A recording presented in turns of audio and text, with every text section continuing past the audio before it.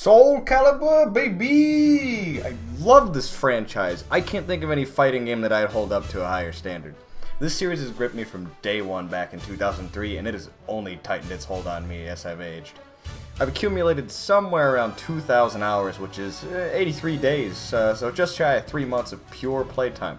Sounds intimidating, sure, but when I consider how much time was hardly spent knowing the game's system and how much it was spent not actively trying to improve or learn, I realized that it should only take you about 10 to 30 hours to get to a skill level high enough to thoroughly enjoy the game and never stop craving it. Most games these days take about 20 to 60 hours of your time anyway, so it's not too bad all things considered. Soulcalibur's mechanics are easy to grasp, but it can be hard to get everything down, and there's certainly an ocean of depth for the hardcores. The concept flows well, and it's perfect for fluid and intense 60-second bursts of combat that seamlessly switch between offense and defense, where any one action can turn the tide, and fights are short enough that you'll always be ready for just one more. This guide will be for the beginners and the people who would like to give Soulcalibur a try or think that fighting games might be too hard and they fell for that meme. I'm going to make getting into Soulcalibur easy for you. Let's start your tale of souls and swords, eternally retold. Here are the basics. At its core, the game can be simplified and categorized by its attacks. Attacks strike your character at 3 different heights: high, medium, and low. Because this is a 3D fighter, there are 2 other attributes we need to consider, and that's vertical and horizontal. Soulcalibur, being a 3D fighter, allows players to move around in 8 directions by just simply holding the control stick to the desired place, or you can double tap to move quickly. This is called the 8-way run system. Do note that while moving, your attacks may change, so don't be surprised if you're hitting up and triangle maybe, and suddenly you're doing a different move that isn't what you thought up and triangle is supposed to be. But we'll get back to movement at some other point. Let's focus on the attacks again. Verticals tend to be strong and are often your combo starters, but you can sidestep them. Horizontals, on the other hand, tend to be quicker and do less damage than verticals, but they limit your opponent's movement options by catching them if they try to sidestep. Every move has a hitbox that's either vertical or horizontal, as well as an impact height of high, medium, or low. Highs and mediums can be guarded just by pressing guard. Highs can be ducked under by holding guard and down. This is also how you block lows. Here's where the rock, paper, scissors comes in. You have highs, which can be ducked or guarded. You have mediums, which can be guarded. And then you have lows, where you can guard or you can jump over them. While many other fighting games would have you hit up to jump, in Soulcalibur, because of the 8-way run system, you'll have to hold guard and then hit up in order to jump. You can also hit up along with any one of the face buttons, and you'll do a jumping attack. Some people will call this crushing lows when you do it to avoid a low. Some moves even have built-in tech steps or tech crouches that give you an evasive edge. Now you might be thinking, mediums seem to have an upper hand compared to everything else. Well, while it might seem like that on the surface, there's a bit more balance to consider, but we'll ignore that for now and just stick to the basics.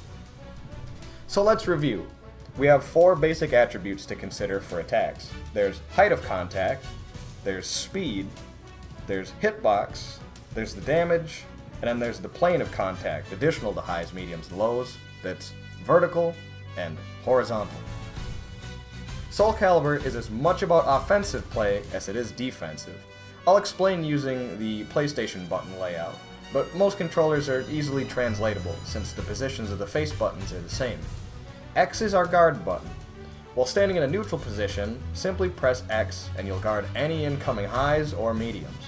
Pressing down on X will put you in a crouched position where you'll block lows and duck highs. Luckily, no moves do chip damage, that is, cut through your defense, so guarding will always keep your health intact. But watch out for those flame moves. These are unblockables. Typically they're slow and extremely vertical, so get ready to sidestep them or interrupt your opponent with a quick attack. Grabs also ignore your guard, but thankfully all the basic grabs in this game are highs, so you can duck them. There are only 4 characters with non-high grabs in the entire series. Rock and Astaroth are going to be your biggest threat, since they have plenty of crouch grabs and ground grabs. Starting with Soulcalibur IV, a guard gauge was added to the game. Guard too many powerful hits, like the electric break attacks, and a guard break occurs. In Soulcalibur IV, these would lead to insta-kill moves. In Soulcalibur V, guard breaks just open you up for a guaranteed hit. So how do you defend against that? Introducing Guard Impacts, GI for short. This maneuver distinguishes Soulcalibur from other fighters by giving the defensive side of gameplay some much needed balance and fun factor. In Soulcalibur 4 on down, you'll press guard and forward, or guard and backward as an attack is about to hit you, while in Soulcalibur 5 you'll hit back and R2 at the cost of some meter. To go back to the guard gauge, typically in 5 you'll have about 9 lightning or break attacks to guard before you'll suffer a guard break. Note the yellow flashing and then the red flashing, indicating guard break danger. Outside of protecting your guard gauge, GIs work as an excellent defense option against predictable attacks and spam onslaughts. GIs, aside from repelling an attack, will throw your opponent off and put them at a slight disadvantage. They typically won't be open for a free hit, but they will have a small amount of time in which they can only guard or try and GI you back. This is where the mind games and strategy comes in. It's also a good way to get your riskier moves out safely. You can attack and you can guard. Awesome. Now, it's time to prime you with the game's language. Oh, why can't I just say forward, square plus triangle? Because I could say 6, A plus B much quicker. And in a fight, you don't have any time to waste and precision is key. Aside from its external utility, the games themselves do not cater to your controller's icons. The move list uses the language of A, B, K, G. This is because Soulcalibur was originally an arcade game and the letters correspond to their cabinet mappings. Again, I'll use PlayStation here. A equals square, B equals triangle, K equals circle, and G equals X. Now, this sounds like a bit of a nuisance, but trust me, it's not too tough to remember because each face button is tied to a predictable type of move.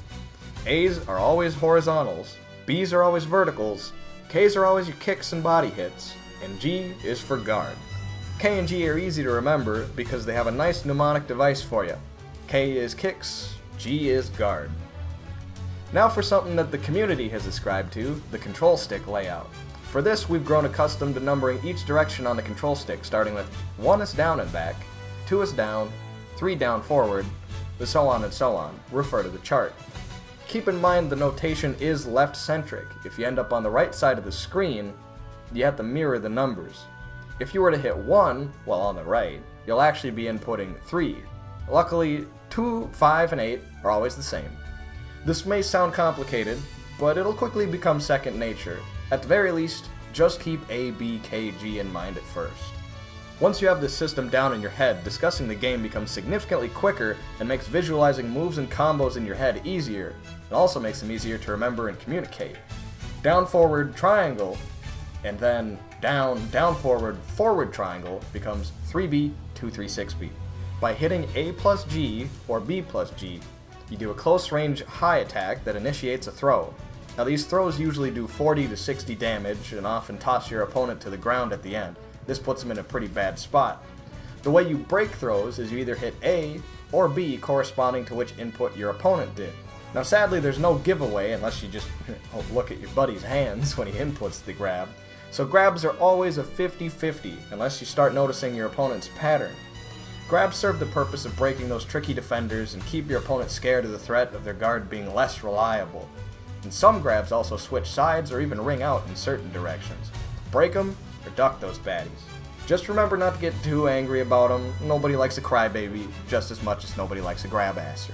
Don't treat the game like it's always meant to be won either. When you lose, it means your strategy wasn't good enough. Try and change up what moves you use, when you attack, and try to watch your opponent just as much as you focus on your own actions. This can be hard right away, but it's a necessary part of having a good strategy in the game and being a good player. Every move has at least one way around it. To wind down, the game is an endless test of skill and quick wits once you get the simple mechanics down. Sucker some friends, introduce some friends to it, and you'll have a never-ending well of adrenaline-inducing matches and loud shouts of victory as you prove who's the wiliest coyote.